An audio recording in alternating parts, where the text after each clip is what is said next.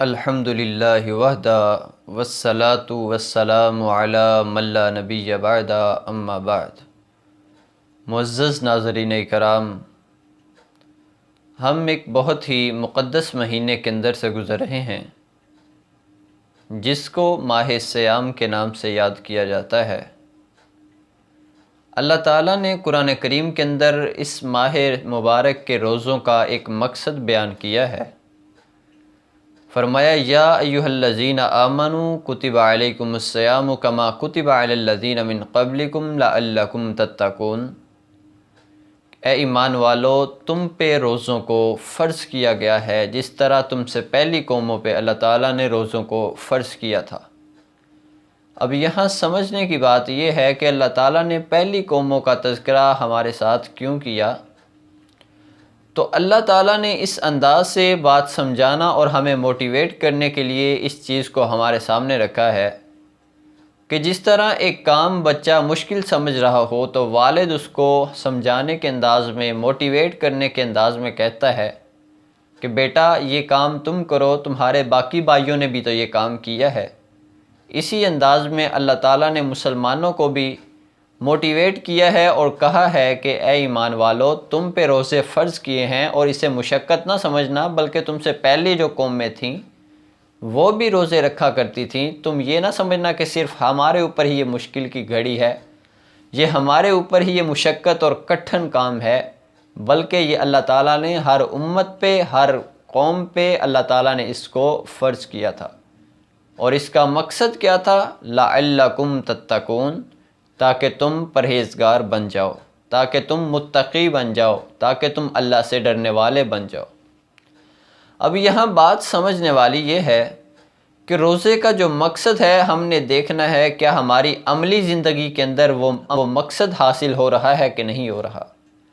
اللہ کے نبی صلی اللہ علیہ وآلہ وسلم نے فرمایا کہ روزے دار جو ہے شام کو دسترخوان پہ جب بیٹھتا ہے تو ایسا روزے دار جس نے جھوٹ بولنا اور جھوٹ پہ عمل کرنا نہیں چھوڑا ہوگا، اس سے قطعاً بھوک اور پیاس کے علاوہ کچھ حاصل نہیں ہوا۔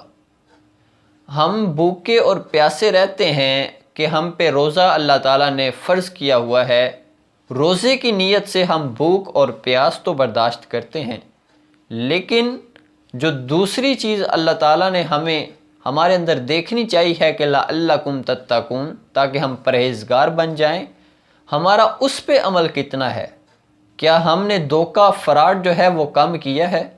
کیا ہم نے لوگوں کو اذیتیں دینا کم کی ہیں؟ کیا ہم نے لوگوں کو برا بھلا کہنا، گالی گلوچ دینا، لوگوں کا مذاق اڑانا کم کیا ہے؟ اگر تو نہیں کیا، اگر ہم جھوٹ اب بھی بولتے ہیں، روزہ رکھنے کے باوجود ہم نماز نہیں پڑھتے، روزہ رکھنے کے باوجود ہم لوگوں کا حق چھینتے ہیں، روزہ رکھنے کے باوجود ہم تمام گناہ جو پہلے کرتے تھے وہ اب بھی کر رہے ہیں، تو پھر روزے کا ہمیں مقصد حاصل نہیں ہو رہا، اور ایسے روزے کو اللہ تعالیٰ قبول نہیں کرتے، بلکہ اللہ کے نبی صلی اللہ علیہ وسلم نے فرمایا کہ سوائے بھوک اور پیاس کے ایسے روزے دار کو کچھ حاصل ہونے والا نہیں ہے۔ تو حضرات، سب سے پہلے ہم نے سمجھنا یہ ہے کہ روزے کا جو مقصد ہے کیا ہم وہ حاصل کر رہے ہیں کہ نہیں۔ اب روزہ ہمیں اس چیز کا احساس دلاتا ہے کہ ہمارا اللہ ہمیں دیکھ رہا ہے۔ ہم بھوکے اور پیاسے رہتے ہیں شدت کی گرمی کے باوجود، اپنے حلق سے ہم ایک قطرہ پانی کا بھی نیچے نہیں کرتے۔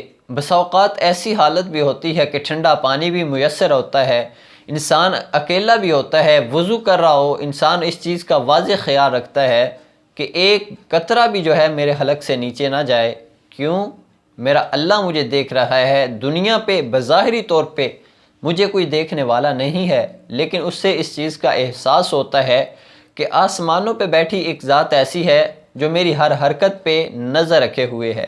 یہی احساس دلانے کے لیے رمضان آتا ہے، اور یہی احساس دلانے کے لیے اللہ تعالیٰ نے روزے کو پیدا کیا ہے کہ مسلمانوں کے اندر، انسانوں کے اندر اس چیز کا احساس پیدا ہو کہ جس طرح اللہ تعالیٰ رمضان کے اندر ہمیں روزے کی حالت میں دیکھ رہے ہوتے ہیں، بالکل اسی طرح ہمیں پورا سال کے 12 مہینوں میں دن اور رات میں اللہ تعالیٰ ہمارے اوپر نظر رکھے ہوئے ہیں۔ جب ہم دھوکہ کرنے لگیں، جب ہم فراڈ کرنے لگیں، جب ہم کسی کا حق کھانے لگیں، تو ہمیں یہ چیز سوچنی چاہیے، اس چیز کو ہمیں اپنے ذہن میں رکھنا چاہیے کہ ہم دنیا کے اوپر تو اپنی چالاکی اور ہوشیاری کی مہارت کے ساتھ کسی کو دھوکہ بھی دے سکتے ہیں، کسی سے فراڈ بھی کر سکتے ہیں، کسی کو پریشان بھی کر سکتے ہیں، ہم اپنی طاقت کے بلبوتے پہ کسی کا حق بھی غصب کر سکتے ہیں، لیکن آسمانوں پہ ایک ذات ایسی بیٹھی ہوئی ہے جو ہمیں قیامت کا دن ہوگا ہمیں اچھے اور برے اعمال کا ذرہ برابر بھی جزا اور سزا کا تعین کیا گیا ہے۔